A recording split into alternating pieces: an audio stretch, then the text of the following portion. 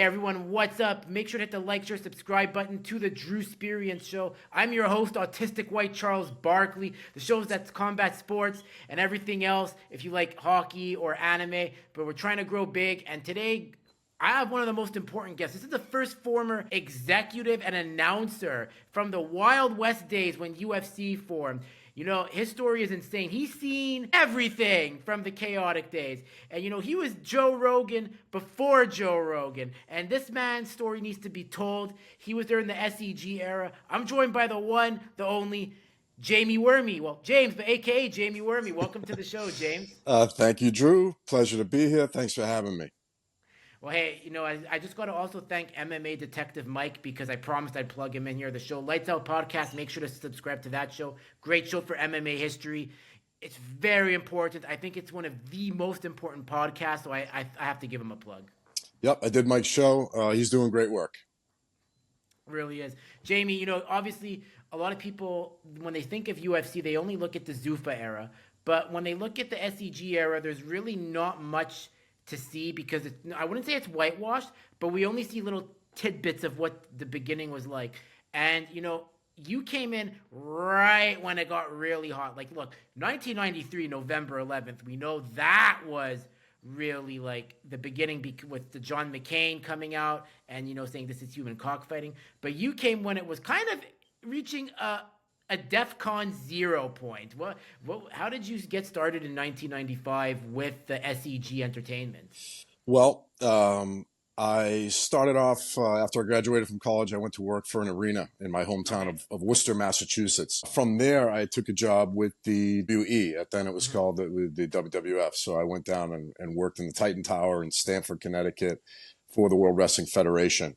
And then from there, I ended up getting a job with Semaphore Entertainment Group in 1995, which was, as you said, the parent company of the Ultimate Fighting Championship. And I started, as I said, late 95. I was there throughout the end of the SEG era, which would have been 2001. I was also hired and stayed on as a part of the Zuffa team, which is Dana and Lorenzo and Frank Fertitta. So I spent 1 year with Zuffa. So 95 to 2002 is my run. Ran the show pretty much from 98 to 2001. Like I said, stayed on with them, was vice president of production. I was on air. Like you said, I did the announcing and the post-fight interviews, roving reporter stuff from 99 to 2001. So yeah, when I started, it was at the end of the initial success, and it was at really the beginning and then ultimately the heights of the political pressure, the industry pressure and contempt, and subsequently the purchase by Zuffa. Okay, no, that was quite a wild. That's quite a wild period, and I think it's extremely important that people know because during that time, the sport could have gone extinct. It could have gone and just disappeared into the wayside of history. Very easily, very easily. There was probably a couple of years there where we were so tight on cash where we were not sure if or when the next show would happen. But it always did. You know, we always had places to do the show. We always found the money to keep it going. And thankfully we did because we kept the sport alive, truly. No, you really did. And plus, too, back then, the stars, this was the pre internet. Well, internet came out. We had Microsoft Windows 95 that came out, like the early days. But there were some big legends that, you know, that you got to work with, like in 1995. You had Oleg Taktarov, Dan Severin, Tank Abbott, and Don Fry. I have to ask, because Tank Abbott, he was like the poster child. Like, he was basically Conor McGregor of like and Steve Austin of that era, would you say? Was he like an important figure to market the Yes. UFC? Yeah, Tank was a very important athlete fighter for us in those days. Actually, you know, he was such a fan favorite. He used to get the biggest pops when he walked into the arena as not only a fighter, but if he came to the side of the octagon to call a fight, or if he was just in the building, Tank always got the pops. Tank always got the reaction. People reacted emotionally towards him. They loved his, you know, get off the bar stool and start swinging haymakers style and his brash personality. So he was definitely a star for us. And actually, there was a period of time where we kept Tank on retainer just to be the automatic fill-in. So if someone dropped out late or something happened, Tank was ready to roll at any time. So yeah, he was very important on many levels for us at that in those days. Yep, and you also had Oleg Taktarov, the first Russian. Like, how was it getting him over? Because you have to remember, back then the Cold War had ended, and Russia was kind of like this really big unknown. Like they had hockey players and then some NBA players, but to get Oleg into the UFC when you came in, like, was there a lot of like, was it very tough to bring him over with visa restrictions, or was that when anything could go? Honestly, I believe Oleg was living in California at the time, or somewhere in Okay. the U.S. So he was already over on his own. So I do not remember any issues visa wise, travel wise, having difficulties getting Oleg into the country. The only time that popped up was a couple of years into my run, where we tried to get Igor Vovchanchin. We tried to get him into a UFC, and we ran into a lot of red tape at INS, and ended up not happening for whatever reason. Yeah, that's one of the great what ifs. Igor Volchanchin, it's like, I've heard his name on Rogan, Pride Legend and all that. So Yeah. when you say red tape, was that like just dealing with, like, say, the Russian government or his promotion that he was a part of that wouldn't let him go? No, more INS red tape, visas, things Okay. like that. Yeah, I went down and stood in line at the INS building in New York for hours, and we had paperwork. It was a lot of paperwork. It ended up, for whatever reason, not working out. Yeah, one of the great what ifs, obviously back in that era too. So 1995 was a bit of also, I would say, a weird year for the UFC because Hoist Gracie had basically retired at that point. Ken was kind of on his way out to go to WWE. Was there like, and now you did say earlier Tank was like the marketable star, but did Bob and Hunt? I think it was then it was Bob Clarence Campbell, or if I'm Can't, not mistaken. so the lead executives on the show at that time when I was hired, Yeah, Bob Myrowitz is the CEO and president. mm-hmm. Campbell McLaren is That's it. the creative executive. He was the lead executive when I was hired. David Isaacs, who hired me, was the COO. He would take over for Campbell maybe like 96. Mm-hmm. Michael Abramson, Michael Pilot. So those were the generals at SEG when I was hired in 95. Art Davie was gone by then, right? He was No, already Art, Art was there, but he was never in the office. Art was an outside consultant, matchmaker. So he okay. was important to the show, but I did not see Art on a day to day basis in New York. Okay, so did the Brass kind of have like a crisis mode because Hoist had left, Ken was on his way out? Was there kind of like this crisis mode of like who can they build around next, or did they kind of have like a clockwork system where it's like, all right, we have our next guy? What was that period like? The crisis, yes, crisis mode, but not because of fighters. Crisis mode because of industry pressures and political pressures. That's when Mm-hmm. those really started to rear their ugly head. The UFC at that time, yes, we had stars, and Hoist was great, and Ken was great, and Tank was great, and all those guys were great. But it was still the event, I think, that led the way, right? It was such a new and different and exciting and unpredictable event Mm-hmm. that we were confident that as long as we kept guys coming and going, and we got guys obviously that showed up and fought their ass off and put on a great show, that we'd be okay. The real crisis, as I said, was from the industry, from the cable industry that was started to shut us off. We started to lose our viewership pay-per-view wise. And of course, the political pressures. McCain specifically leaning on politicians, governors to not allow the event to happen. So those were the real crises in the SEG office in the mid 90s A lot of and intent. into the late Oh 90s. man, I can imagine a lot of stress. Like, how did Bob handle it? Because like this guy's like, yeah. And for those who don't know, Bob Meyerowitz, as like James was saying, he was basically the president. Like he would how would you compare it to the Zuffa guys in a sense? I know it's very different and all. Bob would be like the Dana White because he was the face going out, and then the others were like the Fertitas, like say, No, Bob was the owner of the okay, show. So whoever's the owner of the show now, that's Bob. Dana would say, obviously, he's the president, he's the leader, he's the face. Um, and like I said, when I got to the UFC in '95, Campbell McLaren was the lead executive, okay, but then David Isaacs took over that mm-hmm, role in like '97, mm-hmm, '96, probably not. Yeah, '96, '97 is when Campbell kind of faded off and Art faded off. So David took on really the day to day operations. And then when David leaves in '98, that's when I take over and become the lead executive of the show mm-hmm. until 2001 when Zuffa, Dana, and the Fertitas come in and buy it. Mm-hmm. Now you said there's a lot of political pressure because of the industry, and it's so funny because another incident that happened was you had John Peretti bring out his extreme fighting in that same period. And then in Quebec, so I had Victorio on my show, and they tried to bring an MMA event into Quebec on an Indian reserve. That I'm sure you heard about the story, and it just went exploded in everyone's face. So it just really seemed that like it was like a freak. It was kind of seen as like this freak show that they had to stop. It was cancel culture in full effect for the '90s. Yeah, I guess that's true. And extreme battlecade Johns tended to put themselves into situations that did not benefit anyone in the industry at that time. We felt like they made us look bad, and they were not didn't handle themselves as well as they could have, should have. Now, that's not to say that their show wasn't good, because they had quality athletes, they had excellent fights, but yeah, they took a very tabloid approach, and perhaps just tried to do things that may or may not be okay. And that was not how we approached things at all. So we didn't like them putting blemishes on the industry at that very new and starting time. Yeah. Yeah, and Extreme Battle Cage. I think that's the one up in Canada, if I'm not mistaken.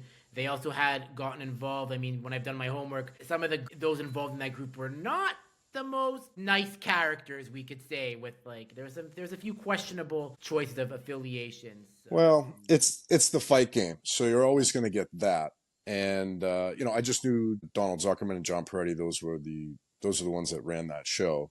So the business decisions are theirs, presumably. So yeah, yeah, yeah. Extreme was our competition in those days, but it should be noted that in their entire history, they did 4 shows. We used to do 5 a year. So yes, they were competitive, but they really weren't. Yeah, no, that's the thing. It's like it only lasted for like 1 year, and then they just collapsed or bottomed out, and UFC just kept finding a way to keep going and going. Yeah, because we adapted to ever-changing climates, and if there was a brick wall in front of us, maybe we might try to run through it a few times, but after that, we realized that it was better to try to walk around it. No, that's very true. During 1995, you come right at the end, and I just got to ask this is not fighting related because I was 4 years old at the time. So the only thing I have an early memory of was watching Toy Story for my 4th birthday. But what was it like to live in that era, like pre-internet and pre-social media, like as an adult? Um, it's tough to remember at this point, but obviously things were very different. If you said you were going to be somewhere at a certain time, you had to be somewhere at a certain time. We did not have all these modes of communication and distraction and information. Very different, very different. Although, 95 was SEG was probably the first job I ever used email. So, that's the birth of the digital age, right? And we had SEG.com, Hmm. which was a very rudimentary website where you could get your fighter info and show info and stuff. So, uh, and the .com, the bubble of the turn of the century, 2000, 2001, when everyone seemed to have a .com idea and was getting massive funding from banks. So, yeah, different times, different world, long time ago, man.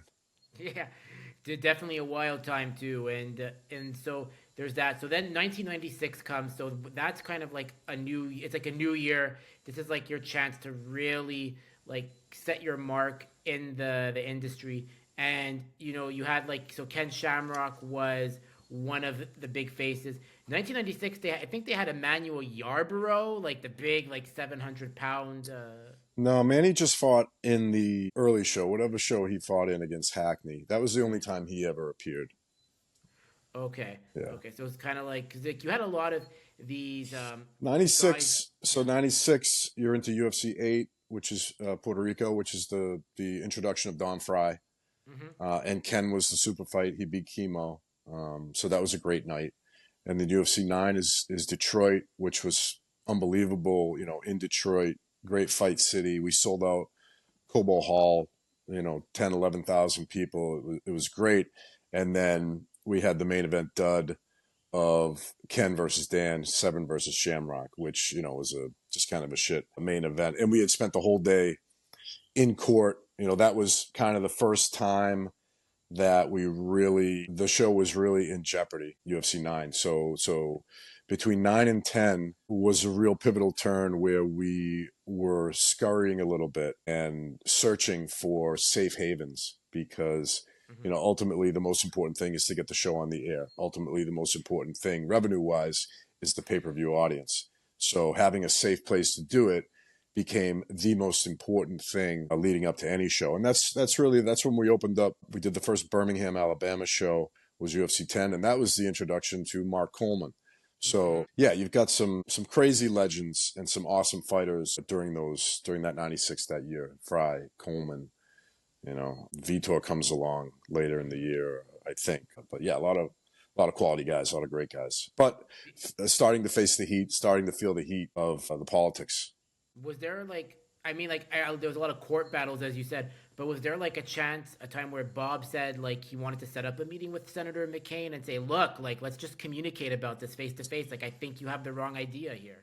Soon after my employment started, Bob was on Larry King Live and debated Senator John McCain on Larry King Live. And Ken was also a guest, as was Mark Ratner, who was at that time Nevada State Athletic Commissioner. So, yes, we welcomed conversations. We welcomed sanctioning. We wanted to, it was not our purpose to try to hide the show. We wanted the show to be as big as possible. We wanted it to be accepted for the sport that it was. And if you didn't understand that, we were happy to try to educate you. That was always very important to us. And people like John McCarthy, Big John McCarthy, was a huge ambassador of the sport at that time. Jeff Blatnick, Olympic gold medalist Jeff Blatnick, color commentator, was a big and very important ambassador of the sport at that time. So we always wanted to have those conversations because we wanted to get back on full coverage on pay-per-view. We wanted to be able to do this show everywhere in the country, everywhere in the world. And we felt like we were right. And we felt like we just needed to educate the public on what the event was, what the sport was, and that it was, in many ways safer than other combat sports. And we had stringent medical testing. And, we followed all the rules at that time of the New York State Athletic Commission, just because our ringside doctor was Dr. Richard Istrico, who was a New York boxing doctor. So we ran towards sanctioning. We wanted to be accepted as the sport that we felt like we were. Yeah, Jeff Blatnick, rest in peace, one of the most important figures. Like he used to be on the early UFCs and say, if you want the UFC to be on, call your local office. Like he was really like, That's what it got to yeah. because the cable operators and executives were not listening to people.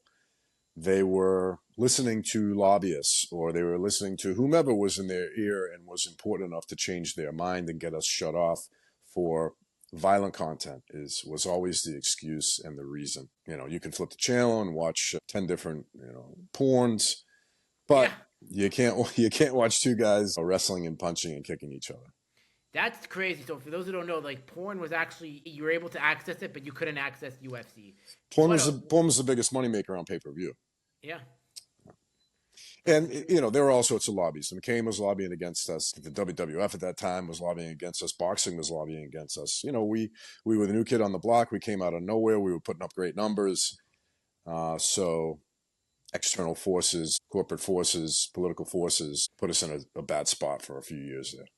So like what was so because like when I look at all like the period like you said like they're in Alabama, then 1 year it goes to Georgia, then 1 year it goes to Louisiana, then Wyoming. What was it like how was it that like you guys were managing to do that? Like was it like there's just no sanctions there basically or committee or Well, we had to do it. And that was one of my primary objectives. The first big thing that I took over when I started in 95, 96 was the live event and the booking of the buildings and the live event promotion and marketing and ticketing and all that stuff. I would fly around. Part of my day, every day, was spent calling buildings all over the country, educating them about the event, maybe sending out tapes so they could check it out.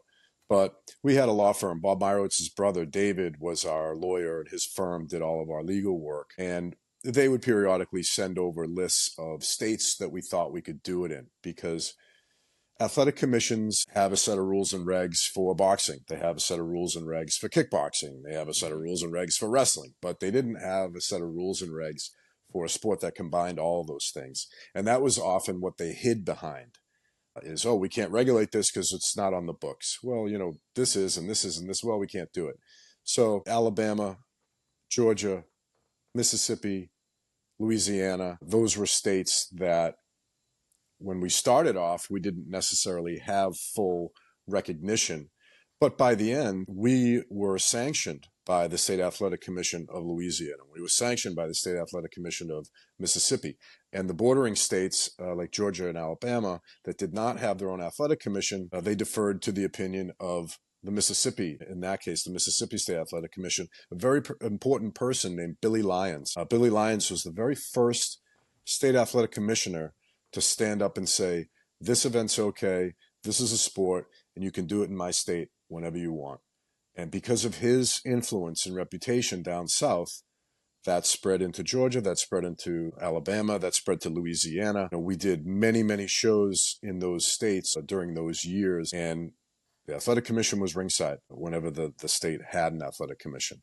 And we also opened up Iowa, which had been doing shows anyway, because Monty Cox and his organization had done that legwork there. So we could also go to Iowa. That's the thing. We weren't a rebel outlaw show looking for places, scurrying around trying to do stuff. Once we put our attentions towards finding friendly homes and making sure that the show could go off safely, we found those places and we had those conversations and we educated those commissioners, and they sat ringside and they enjoyed the show. They supported the show. And, we did probably, I don't know, 3 or 4 shows in Birmingham, probably 3 or 4 shows in Augusta.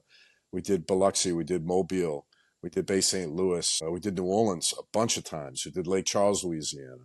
So yeah, to paint it, even though times were extremely tough and the perception may have been that we were an outlaw event, we could go to any of those states at any time and do as many shows as we wanted. Mm-hmm.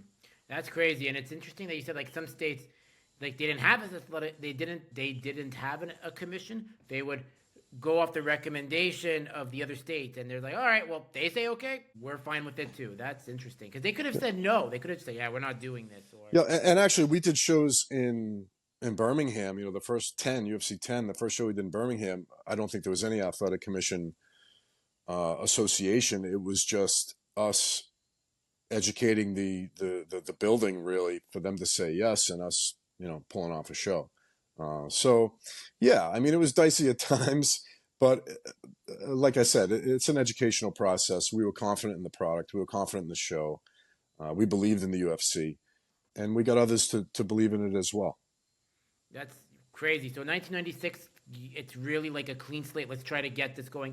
1997, I think, is one of the most pivotal years. I think there's a few reasons for 1997. You have a new crop of stars. Like, just to name a few off the top of my head, thanks to the visual history book, you got. So Mark Coleman is like your face right now. This guy's like the perfect good guy, mixed with a bit of badassness, but he's not like a villain like Tank Abbott that can be the heel. So you had Mark Coleman with Tank that was there to build off of. But in 97, you get Maurice Smith, who it's a shame he's not. He's like really. He was put in the Hall of Fame in 2017, and no one talks about him. You got Frank Shamrock that comes. So yeah, describe Maurice Smith to me, and tell how important was he as a striker in your opinion for the sport?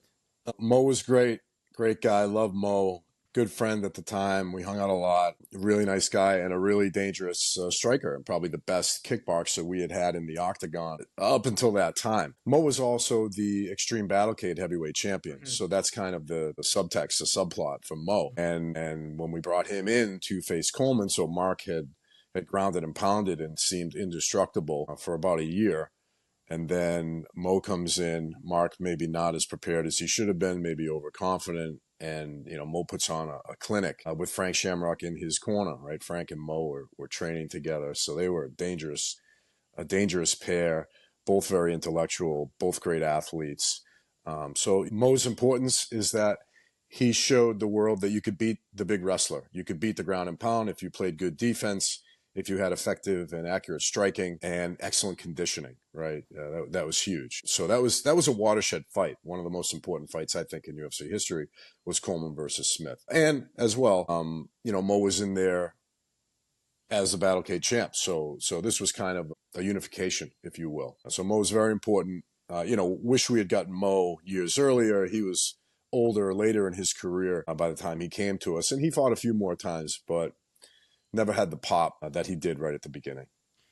Yeah, he was a very quiet guy too. Like didn't like talking a lot, just went Yeah, about his business. Mo was a humble, nice guy, fun-loving guy though, and a nice guy, great guy to be around. We had a lot of good times, a lot of good talks. Yeah, yeah, Mo was cool. Also, you had Randy Couture make his debut that year, so that was insane.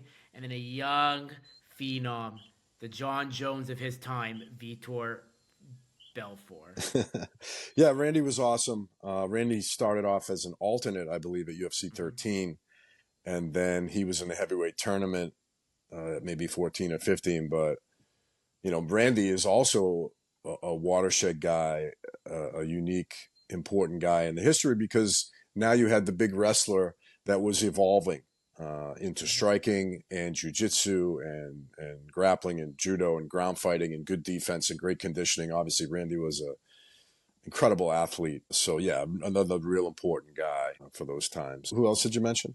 Vitor. Vitor is Yeah, like I always say Vitor.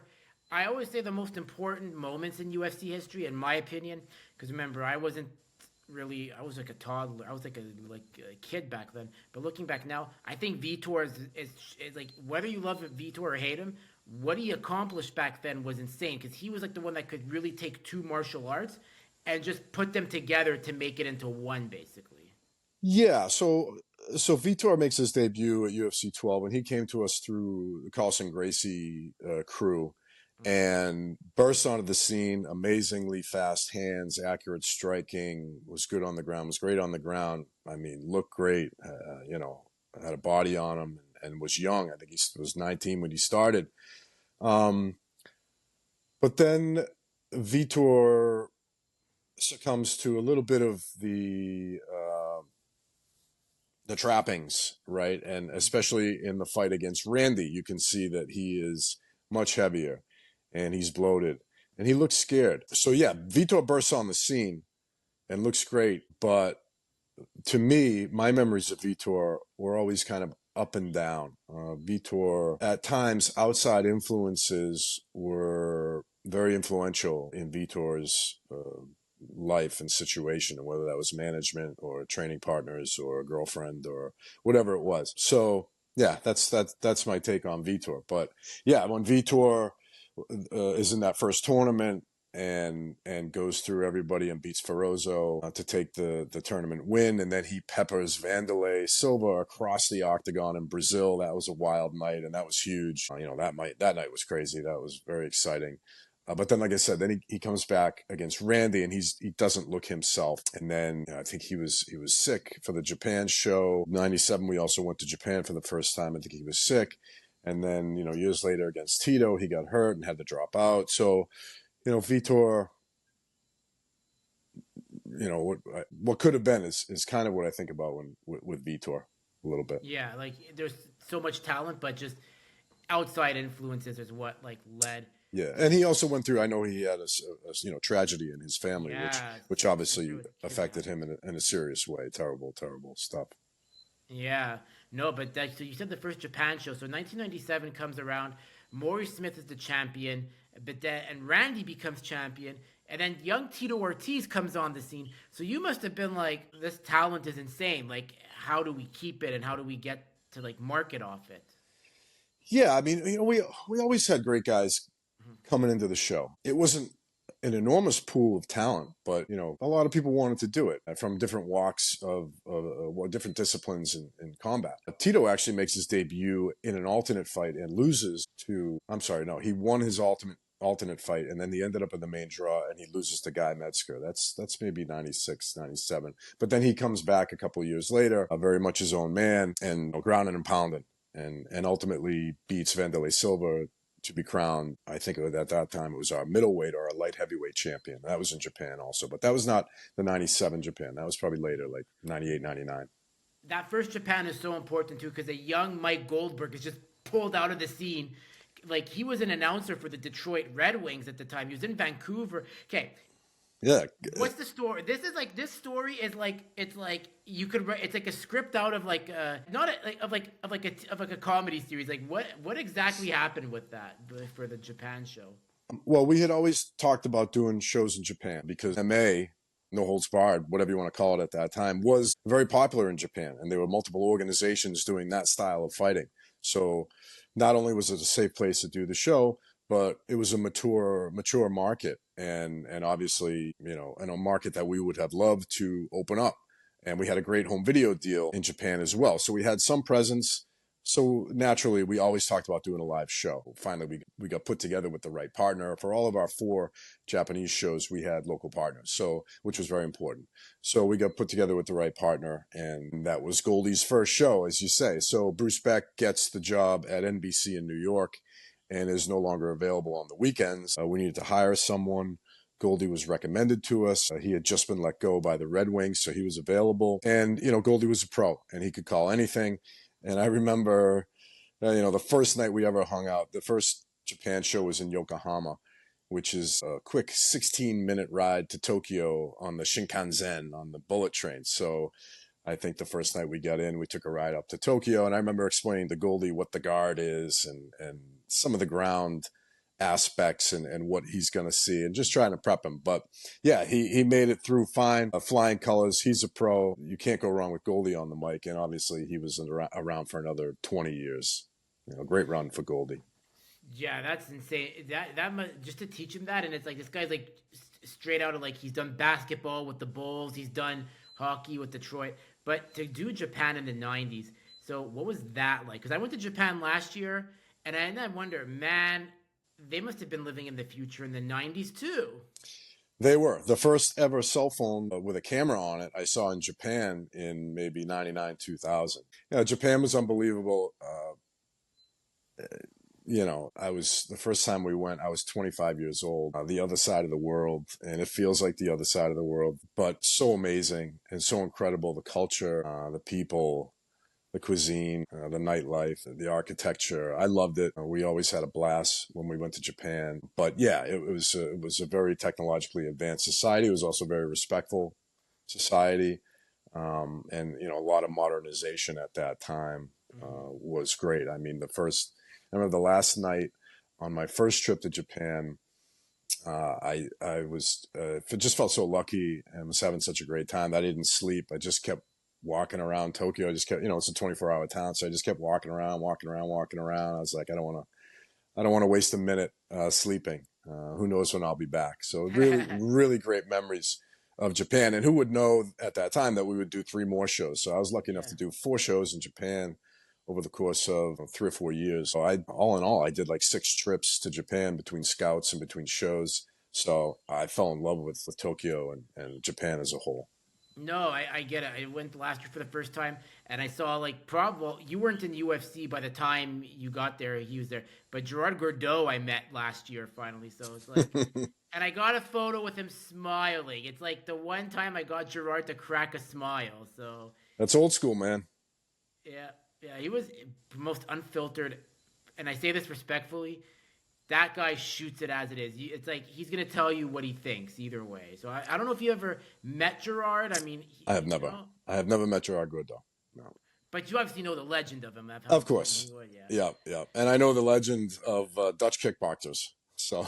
Oh, okay. So you know all the K1 guys too, probably even, or majority. Peripherally, yeah, and of course, Boss Rutten. We spent a lot of time with when he fought for us. Yeah, that's true. No, like lovely people though. Gerard. Like I asked him right first. I go, hey, I'm like, what happened with Taylor Tooley's foot? He's like, tooth actually. He goes, oh yeah, I was stuck in my toe and I had to give it to the Hall of Fame, like without missing a beat. Like the guy's still sharp as hell. Tall.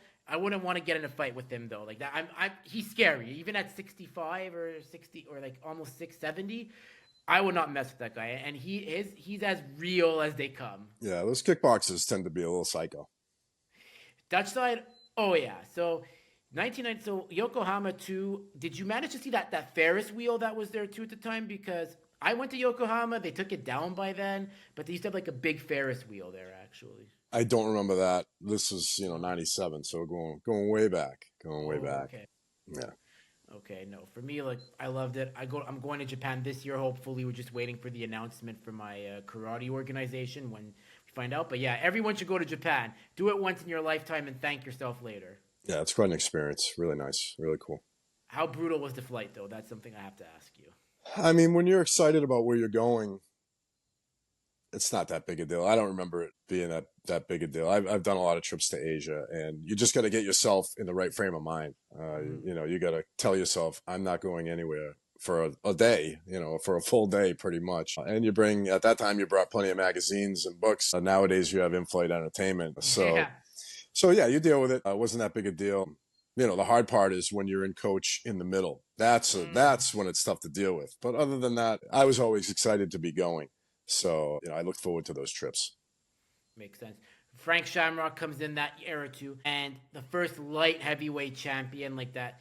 Like, what was it? What was it like to be in his era? Because he's seems to be forgotten about, but it's he can't be. There's no John Jones without Frank Shamrock in a sense. Yeah, sad that Frank has been erased from UFC history because he was the best I ever saw in the octagon during my time. I say that with ease. Frank was the cream of the crop, head and shoulders above the competition. He could do it all. He was a showman. He spoke great. He looked great. Incredible athlete, stand up on the ground, conditioning. Frank could do it all. Yeah, sadly, Frank was fighting in front of a time when our viewership was very low.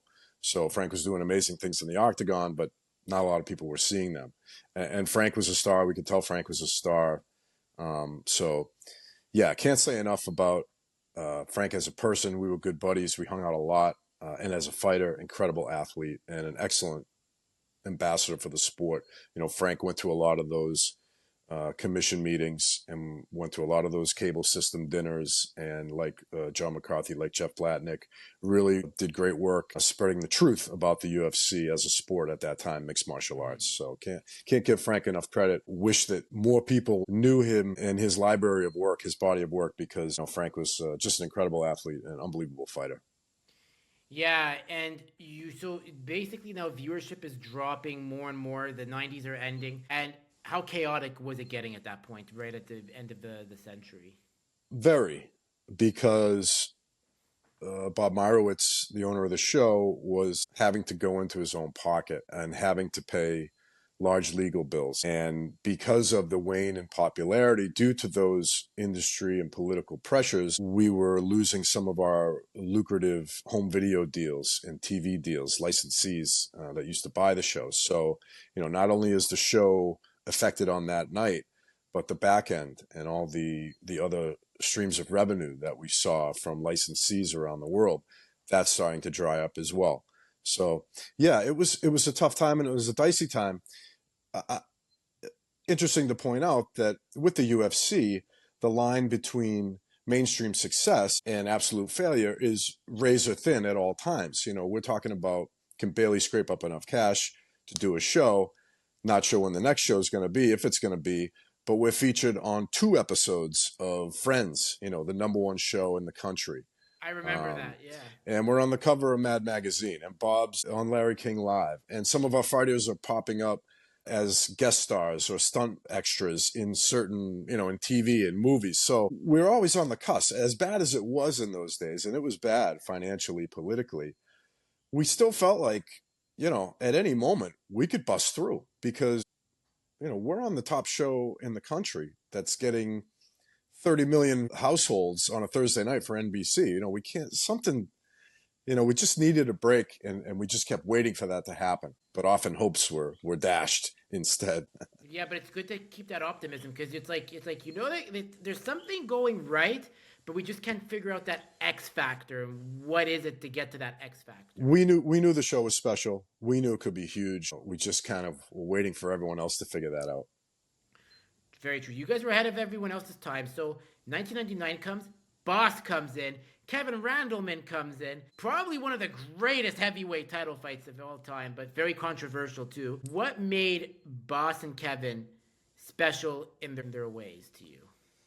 Well, Kevin was an absolute incredible athlete, freak athlete. I mean, the athletic ability and strength and agility and speed of Kevin Randleman was, unbelievable. The things that Kevin could do as an athlete. Mm-hmm. He was still learning the fight game at the time and made up for it with that incredible athletic ability. Boss Rutan, we knew who Boss was. We knew Boss. We had been trying to get Boss because we knew Boss through Pancrase. We knew Boss through his kickboxing Hmm. history, and we knew Boss was a badass. And he was also famous in Japan, which was helpful, or we thought was meaningful because we were doing shows there. So, those guys were great, and we built a heavyweight tournament around those guys, kind of the road to the heavyweight championship. That's when we had Boss in New York for a few days, and we shot a commercial, and I think it was Boss and Kevin and TK, and I forget who the fourth one was. I don't know if it was Pedro or not, but anyway, so yeah, so those guys end up fighting for the title, and that was a tough night because I think Kevin got robbed that night. Boss is an incredible fighter. I love Boss. I wish we had gotten Boss 5 years earlier when he was more in his prime, but it's tough to fight from the bottom for 20 minutes and get the victory when your face is all swollen and your eyes can barely open. So I feel like Kev got robbed that night. So that was a tough night because Kev was hot. Kev was not happy about that. But ultimately, Boss drops the belt, never to return, and Kev takes on the role of heavyweight champ for us. Hmm. Makes sense. And you also had like Maury Smith come back after a hiatus too, because like after he lost the belt, he kind of just like disappeared, and then Mo came back for like a quick minute or two. Well, It was an interesting period. yeah, I mean, everyone wants another payday, right? So in the fight game, you tend to hang around. So yeah, those guys came back, but that was kind of a new breed of heavyweights with Boss and TK and Kevin, obviously, and Pedro Hizzo, who was great. Pedro was awesome. So yeah, those were our new heavyweights because if you know the history, all of our kind of early heavyweights jumped to Pride. So you had Kerr, you had Coleman, you had Fry, all going over to Pride. Man, that must have been such a time where like you guys are like, we're struggling here. Like, what is it that Japan's doing that They're paying eh, more. they're paying more? They They're have paying more. Yakuza influence too, as we all found out But later. but ultimately, in professional sports, you're going to go for the best deal. Yeah. And Japan was paying much more than we were at the time. The only hook we had to keep these guys around was that you're on USA TV, you're on US TV, your family can sit ringside, you're at home, you're comfortable. So, but we could not match the money that those guys were making. Yeah, they all got paid very well over in Japan, and that's why they stayed. Makes sense. Now you also said too, because I asked you this before, like we ever recorded, and like I always had to ask this, that there was K1 too at the time. Like you had guys like say Glaube Feitosa, Andy Hug, Sam Greco, Nicholas Pettis, to name a few. Branko Cirkadic, I can't say the name. Was there ever like a thought? I know you said like we're gonna develop our own stars, but was there a thought maybe what if we could bring one of them down to put eyes on our sport? Was there any idea of bringing a K1 guy down? No, because of the purse. So someone that's used to making whatever over there and has to come here and make half, that doesn't fly for most professional athletes. And that's fine. K1 was huge at the time. K1 was doing, 20, 25, 30,000 people in the Tokyo Dome a few times a year. Yeah, that's the thing. Japan was an extremely mature market for mixed styles combat through K1 in the mid and late 90s, and Pride came on in the late 90s. That makes sense. They didn't often come back because the money was too good overseas. Yes, that's understandable. Now, and also now 1999 comes, well 2000 actually. So the new millennium comes. It's really dark. Like you guys are on the verge of like Bob, as you said, is really running out of capital here. He's running out of the war chest. But there's some hopefuls. Tito Ortiz finally beats the Axe Murderer to win the belt in Ultimate Japan 3. Murillo Bustamante makes his debut. To see those guys come up, what were your thoughts on Murillo and Tito in such a dark period, with also Chuck Liddell too? Yeah, like I said, we always had great talent coming into the show. A lot of the credit for that in that time, it goes to John Peretti. John was our matchmaker when I was running the show. John started matchmaking the show in '97, and we worked very closely right up until the sale of the show to Zuffa and Dana. So John was connected in those worlds. As I said, Extreme Battlecade had excellent athletes and excellent fights. Olympians, legends from Japan, legends from Brazil. So we were happy that John joined the team, and we were happy that he was able to bring that kind of talent to the event. And it was always great to get a big Brazilian or a big Japanese fighter, because those were the markets that we wanted to spread to. Since the U.S. wasn't doing us any favors, we still had a great deal in Brazil with Globo, which became Sport TV. You know, we had a good deal in Japan. That's the thing. Those days were very, very difficult, and I don't mean to say that they weren't difficult, but we were always on the edge of mainstream success. We were always doing great shows. We were always putting on great fights. So we weren't, maybe we weren't in major cities playing to massive crowds or fulfilling the full universe on pay-per-view and hitting a ton of households. But you got to look at those years as the precursor to what the UFC would become and the modern sport of mixed martial arts. You know, during my tenure, all of the rules evolutions happened, from gloves to judges to rounds to weight classes. You know, all those things happened during SEG, and all the rules that existed at the end of SEG, pretty much the same as the rules that exist today. You know, maybe there's been a few here or there, but it's the same sport if you go back and look at those shows. You look at sanctioning and political and athletic commission stuff. You know, yeah, we were sometimes getting kicked out of places and scurrying around trying to find a home. But by the end of the 90s, we can go to Alabama, Georgia, Mississippi, Louisiana, Iowa, New Jersey. You know, SEG opens up New Jersey. We can go to those shows. We can go to those states whenever we want. And then you look at as far as an expansion. You know, we weren't expanding the show hardly at all. It was the opposite. Everything was getting constricted. But during those years, during my years, we did one show in Sao Paulo in 1998. We did 4 shows in Japan. So as bad as it was, there were glimpses of what it would become. Mm-hmm.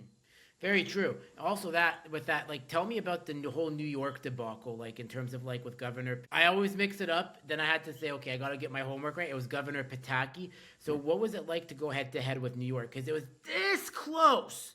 And then Governor Pataki's like, nah, not on my watch. Well, the thing is, we didn't go head to head with New York until the 11th hour. And then we had to decide that fight wasn't worth it.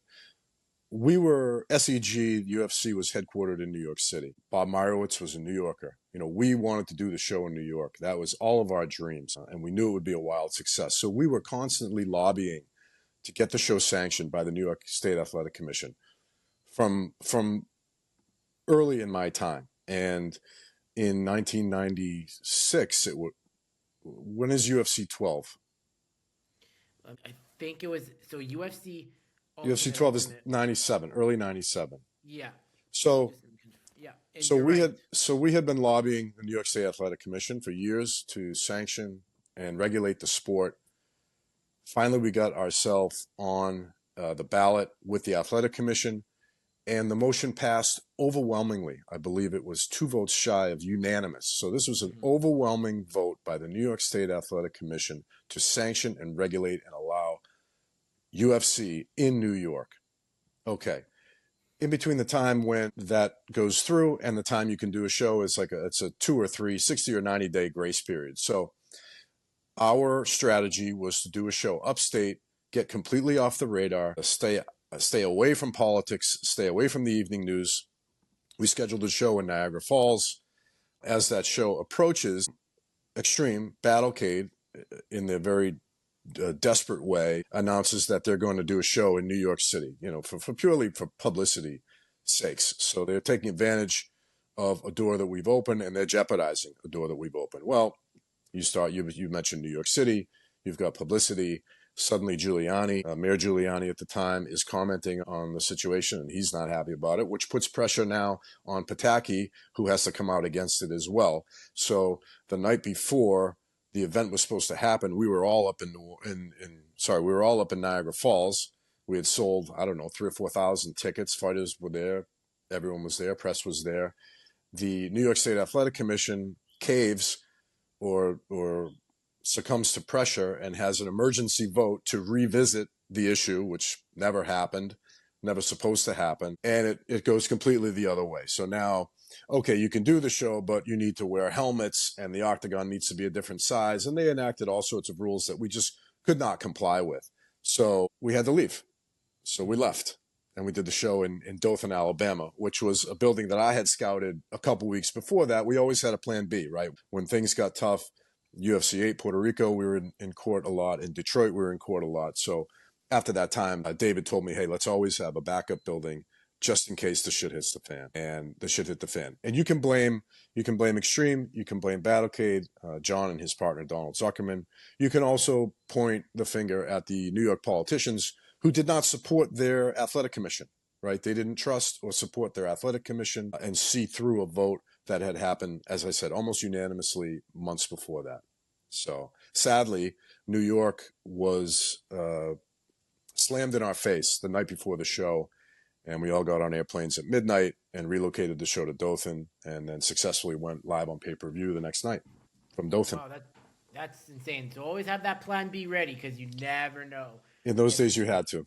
In those days, we had to. Yeah, because you couldn't not have a show. And everyone, when I tell the story about Dothan, they're like, oh, how'd you do that? That's incredible. And I said, well, we had to. Because if we didn't, maybe it ends that night. Very true.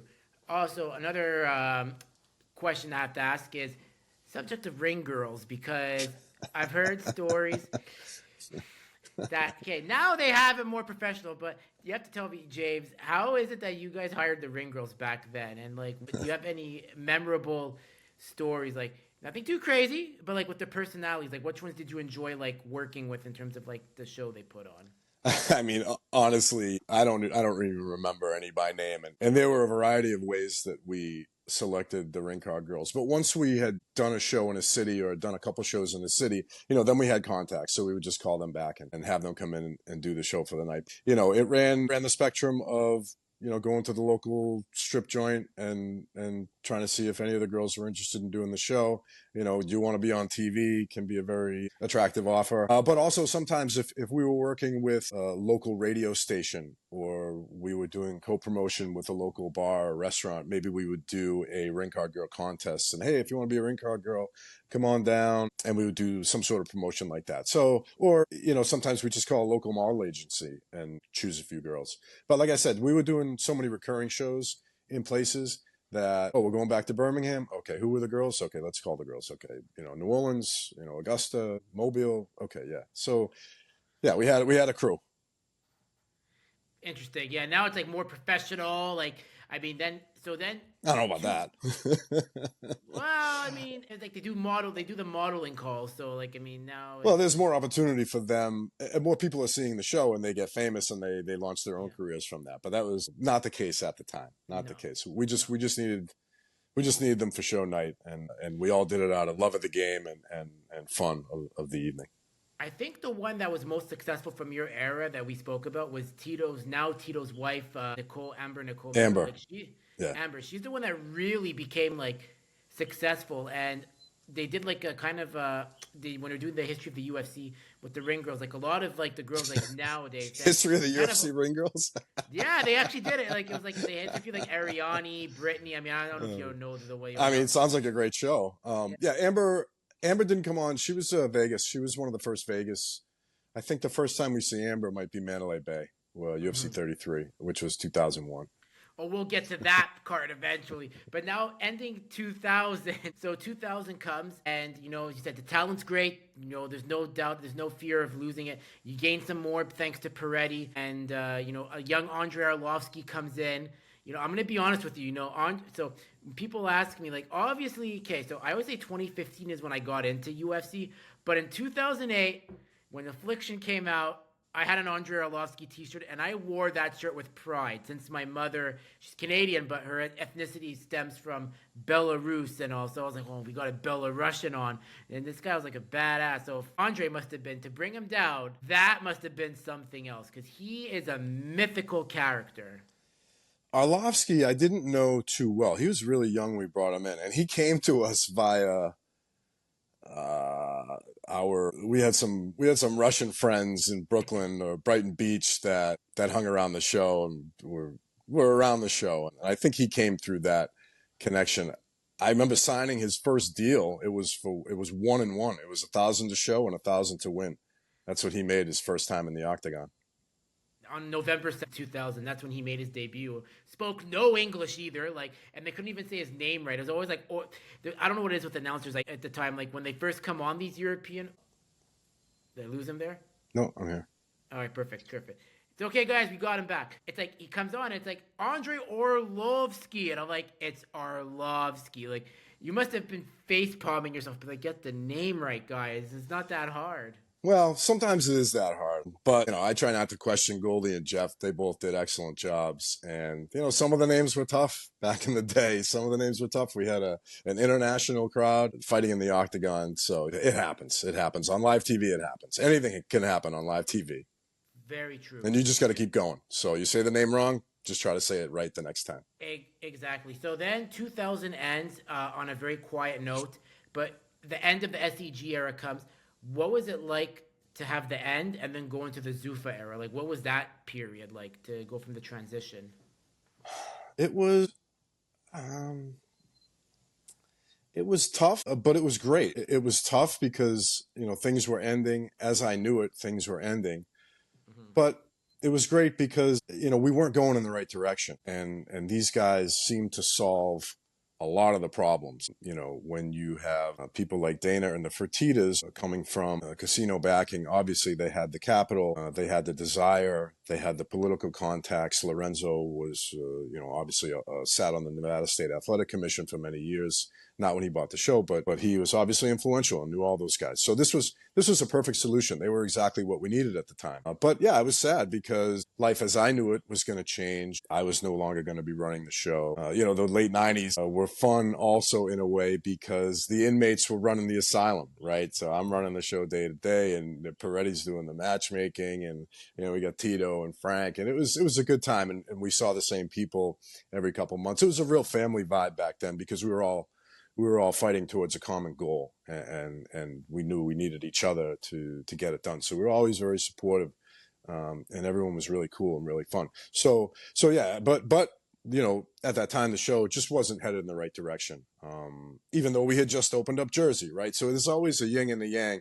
Every time you talk about the UFC, you're talking about its lowest point when it's on the chopping block, on the selling block. But oh, by the way, we just opened up Atlantic City, second largest fight gambling location in the country. Well, that's pretty good. But anyway, show wasn't doing well. Bob was sick of putting in his own cash. Bob had also started up an internet, a .com venture that he got a lot of funding for. So his attention was starting to veer elsewhere. And I think he just got tired of the fight. It was tough. The UFC was a grind back then because, your hopes are high on Monday, and then maybe Wednesday or Thursday you get news and it's like crushing. So, every time we thought we'd break through, maybe something would happen, and we thought we'd get Nevada and we didn't. We thought we'd get New York and we didn't. And we lose, the Trimark home video deal, and but we're doing all this stuff. So it was the best of times, it was the worst of times. But really when Dana and Zuffa come in, they solve the two biggest problems, which is money and political connections. That was an immediate impact. They started to capitalize everything. We put a lot more money into the fighters, a lot more money into production. Obviously, we got Nevada. We did big shows in the Meadowlands. We did another show at the Taj Mahal in Atlantic City. So, they came in. These are really successful guys, good guys that were huge fans and wanted to see the sport achieve the success that we all knew it could achieve. And happily, they have seen that through. Proud of what they've done. And Amazing. can't say enough about, that 1 year that I spent with Dana and the Fertitas. They treated me, wonderfully. They treated me incredibly. I was the only employee that went with the show from New York to Las Vegas. And they hit my number. They got me to move out there. They put me up in one of their properties. They gave me a car. They gave me a meal card. They really took care of me. So, can't say enough about the way I was treated and their attitude going in. They were willing to make it happen. That's amazing. That's an untold story. Everyone looks at like Dana like this, like greedy or like sob. Like, but there's like another side to him. I mean, it's like Dana is like what you see is what you get. If you're cool with him, he's cool with you. If you Well, want to be sneaky, he'll catch you. Like he can figure it out. well, as well, these guys were not fight promoters. They were not TV producers. They weren't putting on this was totally new to them. Mm-hmm. So they were humble and willing to learn. And there's a learning curve for this stuff. So, cockiness tends to come with, comfort and success. And at that time, Dana wasn't necessarily comfortable because it was totally new, and the pressure was on, and he had this, big job, and it was very important. He listened, he asked questions. We talked all the time. We didn't always agree. And Joe Silva was very influential in the office. And they took me off air, and I became less influential in the show overall, which was disappointing. But obviously they were the new owners. That's no big deal. But Dana worked really hard to learn himself up and get the court savvy so that he could be what he is now. And Dana's the biggest star the UFC's ever had, and he has proven to have done an incredible job leading the organization, leading the sport, and establishing the UFC as the worldwide entity that it is. We all knew that it could happen, and it started with Spike, and then Fox, and the ESPN, and it's just it's incredible. It's really What fun. an era. It's really crazy to see it. But now it's the first Vegas show, so I have to ask the first 9/11, post 9/11 show. The world's in chaos. Everyone's looking for hope. And I gotta ask, I mean, the UFC 33 show, it's known as the most infamous, worst show ever. But at the time, it must have given some hope to people when Tito did his iconic walkout. The walkout was incredible, and everything about that show was incredible except the fights. The fights were all duds. They all went the distance. And, the show ran long, which was my fault. So we had catastrophe after catastrophe that evening. One of the worst nights of my life. Probably the darkest day, in modern UFC history. Yeah, it was supposed to be our triumphant entree into Las Vegas, Nevada, and, ended up being a shit night. Yeah, but it was the birth of the middleweight division. Not many people know that. That's where you had Dave Mene become the first champion, and he's also forgotten about too. Like, I mean, it's like a lot of these guys. Some of them, James. It seems like they have obviously the skills to be there, but it seems like when it's the first champion, there's always kind of that like, are they, are they going to stick around? Is that how you felt with Dave Mene, really? Or did you feel Dave was going to be like a dominant champion? No, you tend to feel that way with every fighter, because if there's one thing the UFC taught me is that once you think someone can't lose, that's when they're going to lose. There's just so many ways to lose in the octagon, in the UFC. It happens to everybody, very rarely. I mean, maybe never. It just could be that you see someone go undefeated because, how do you not stick out your chin once, or leave a leg open, or extend an arm, right? It happens. It happens to the best of them. Or you get caught on the chin or something. Remember, as soon as you cannot defend yourself, the fight's over. There's no standing 8 counts. There's no rest. There's no, if you're out, the fight's over. So I never assumed that guys were going to be around forever, because I understood the game and the possibilities of the game. Right. No, very true. So obviously, the UFC 33 was a catastrophe for you, but then UFC 34 comes around on November 2nd, and you see a young Josh Barnett, a young Frank Mir. That must have. I mean, you said talent is there, but those two, like, what do you feel made Frank and Josh special at the time for the heavyweight division? Well, so 34 is MGM. So we come back after Mandalay. A couple months later, we do the show at MGM Grand. Great show. Yeah, I mean, Frank Mir, I don't know too much about him. I don't know that he fought on any of my shows. My last show was 35.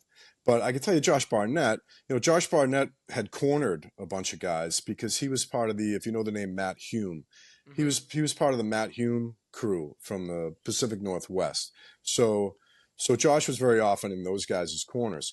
And Josh fought Pedro in Jersey. Josh fought, I think, Semi Schilt in the Meadowlands. So Josh had some great fights. And you look at Josh, and he's not built like an Adonis at all, but man, he had skills. And Josh could roll with the best of them, and he could stand with the best of them. The fight him against Pedro is one of my favorite fights of all time. I think that was at the Taj Mahal in Atlantic City, where Josh decided to stand with Pedro and got in a bunch of licks. And I think if he had decided at some point to go to the ground, he ultimately, would have been successful. But he decided to keep standing with Pedro, and sooner or later, Pedro's going to get you.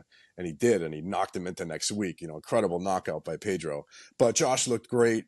And then I think he came back I think he came back at the next show at the Meadowlands and he fought Semi Schilt, who's like 7 feet tall. Semi was a pancrase guy that we knew, and another great fight. And I think Josh won by armbar. So he fought Gan McGee, I think in the SCG days. So Josh had fought a few times, and we knew how skilled he was. We knew how good he was. So I can speak about Josh. I can't really speak about Frank too much. Okay.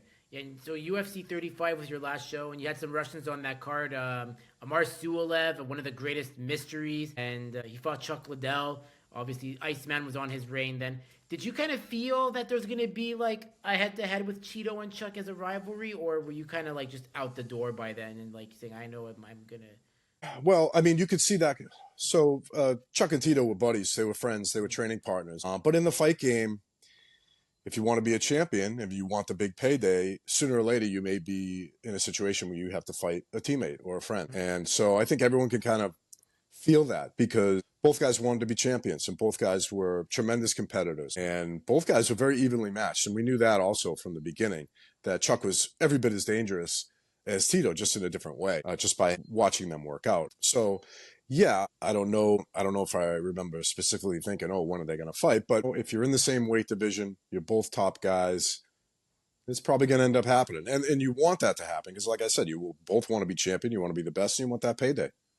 Very true. So you leave after UFC 35. I'm not sure maybe if you followed it after, but I would say the most important UFC event is number 40. Because even Big John says that was the event that we knew that this is it. Like, we're that close to getting into the mainstream. And 40 was Ken versus Tito the first time. Okay, so Ken's notoriety and fame coming out of the WWE helps that a lot, and obviously Tito's the face of the organization. So you got two great stars to build that around. I think that was maybe in the MGM. That was in a big venue, big location. So yeah, I didn't, after I got fired after UFC 35, I went to a couple shows, because I was still living in Vegas, so maybe I went to a show there, and I was in New York. I'd moved back to New York, so I think they came to Connecticut. I went to a show there, but I didn't follow it so closely. I always think of the Spike show as the real turning point and the real success marker. That too. So what do you do now since you left? Like, what's like after what happened? What did you end up doing after you left Zuffa and the UFC? Well, I was fired, and I resumed. I got into I did a lot of freelance television work, some film work, music videos, film shoots, stuff like that. And I took a job at the History Channel. I was full time at the History Channel for a while, and then I started up a Halloween company that I worked on for a long time. And nowadays, I work for a supplements company, a company that makes pills and shakes for like weight loss and digestive issues in marketing and operations, and put a little bit of production as well.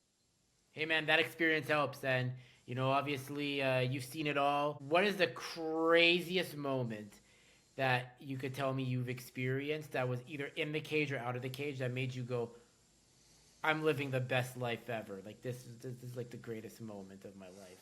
Every day was awesome. I really enjoyed my time working at SEG, working on the UFC, and it was blood, sweat, and tears, man. And it was a grind. So you had to love it. When David Isaacs leaves in '98, from '98 to 2001, I was in the office all day long, and then I would go over to the edit room all night long. And I did that every day, Monday to Friday, for 3 years, and I loved every minute of it. Prepping for the shows, going to the shows, seeing everybody.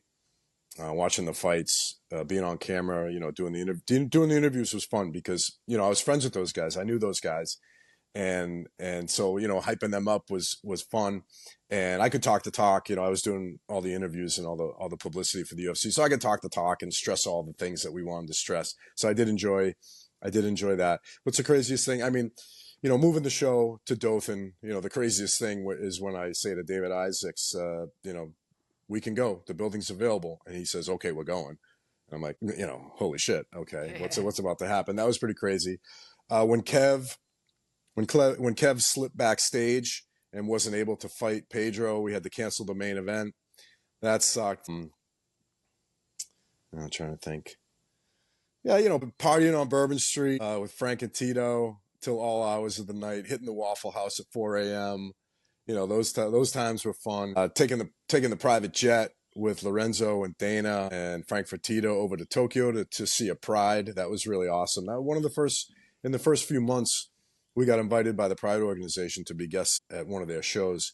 So it was Frank and Lorenzo, it was Dana, it was Lawrence Epstein, Tito, Jens Pulver, who's another great guy. Home Militich Camp was great. Myself and Joe Silva. So, hopping on the private jet over to Tokyo, front row, Pride, meeting and greeting. That was really cool, really awesome. We did a famous photo shoot for a bunch of ads that were in Maxim and Rolling Stone and the men's Oh, magazines at the time with Carmen Electra and a bunch of supermodels of the day.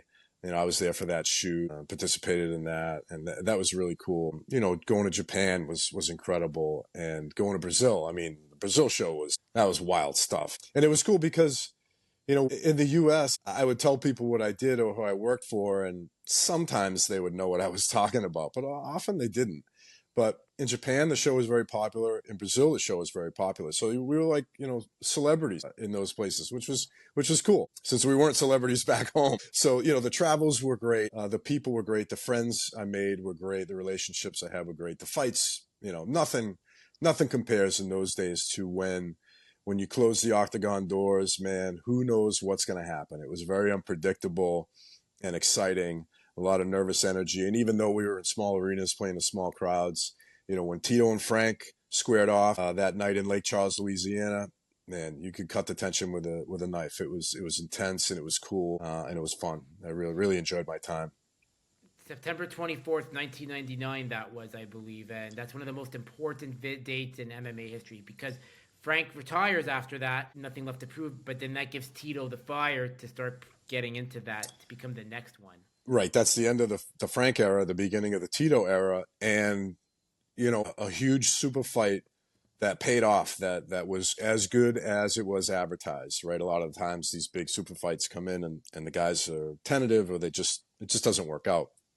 But that night, we were all hyped for that show. And, we knew how good Frank was. We knew how devastating Tito could be. And it was really exciting. And it didn't let anyone down. 4-round war, Frank coming out on top, out conditioning, and winning by bitch slaps in the fourth round. Frank was the man. He was an insane talent. James, where can people connect with you if they want to hear your story? I mean, you've been on my show, you've been on Lights Out. Did a fantastic job, by the way, to keep the relevancy of MMA alive. So, where can people connect with you now? If I'm on X at James A. Werme, JamesAWerme. That's on X. I also have Instagram. I think it's Werme James. I'm not particularly active on either. I just kind of use it as news sources and to check on.